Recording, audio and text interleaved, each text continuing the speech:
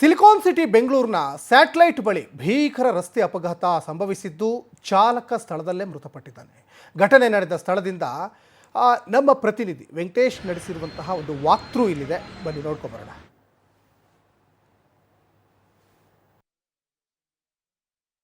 ಸಾಕಷ್ಟು silicon city ಬೆಂಗಳೂರಿನಲ್ಲಿ ಆಕ್ಸಿಡೆಂಟ್ಗಳು ಆಗ್ತಾನೆ ಇರ್ತವೆ. ಆದರೆ ಅದಕ್ಕೆ ಏನು ಕಾರಣ ಅಂದರೆ ಅನೇಕ ಕಾರಣಗಳನ್ನ ಕೊಡ್ತಾ ಹೋಗ್ಬೋದು. ಫಸ್ಟ್ ಆಫ್ ಆಲ್ ರಸ್ತೆ ಸರಿ ಇಲ್ಲ, ರಸ್ತೆಯಲ್ಲಿ ಗುಂಡಿಗಳು, ಅವೈಜ್ಞಾನಿಕವಾಗಿರುವಂಥ ಹಂಪ್ಸ್ಗಳು ಮತ್ತು ಚಾಲಕರ ನಿರ್ಲಕ್ಷ್ಯ, ಅನೇಕ ಸಮಸ್ಯೆಗಳನ್ನು ಹುಡುಕ್ತಾ ಹೋಗ್ಬೋದು. ಅದ್ರ ಜೊತೆಗೆ ನೋಡಿ, ಕೆಲವೊಂದಿಷ್ಟು ದೃಶ್ಯಾವಳಿಗಳನ್ನು ಗಮನಿಸ್ತಾ ಹೋದರೆ ಏನಪ್ಪ ಇಷ್ಟೊಂದು ಭಯಾನಕವಾಗಿ ಆಕ್ಸಿಡೆಂಟ್ ಆಗುತ್ತಾ ಅಂತ. ನೋಡಿ, ಚಾಲಕ ಸ್ಥಳದಲ್ಲೇ ಸಾವನ್ನಪ್ಪಿಬಿಟ್ಟಿದ್ದಾನೆ.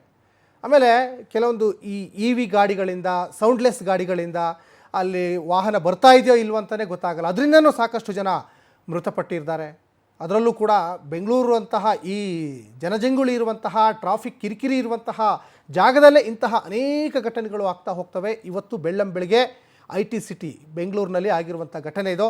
ಸಿಗ್ನಲಲ್ಲಿ ನಿಲ್ಲಿಸಿದ ಲಾರಿಗೆ ಮತ್ತೊಂದು ಲಾರಿ ಗುದ್ದಿದೆ, ಚಾಲಕ ಸ್ಥಳದಲ್ಲೇ ಸಾವನ್ನಪ್ಪಿದ್ದಾನೆ. ಸಿಟಿಯಲ್ಲಿ ಭೀಕರ ರಸ್ತೆ ಅಪಘಾತ ಸಂಭವಿಸಿದೆ.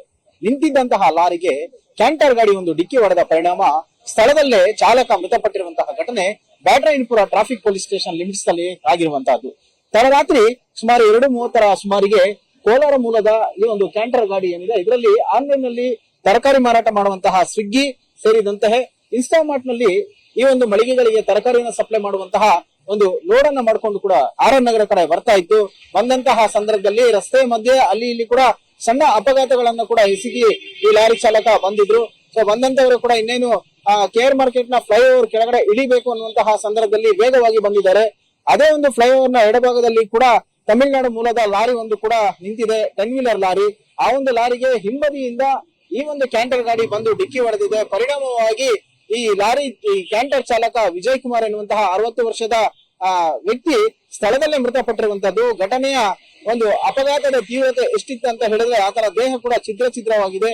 ಸೊ ಜೊತೆಯಲ್ಲಿ ಪಕ್ಕದಲ್ಲೇ ಕೂತಿದ್ದಂತಹ ಚಾಲಕ ಏನಿದ್ದಾನೆ ಆತನಿಗೂ ಕೂಡ ಸಣ್ಣ ಪುಟ್ಟ ಗಾಯಗಳಾಗಿದೆ.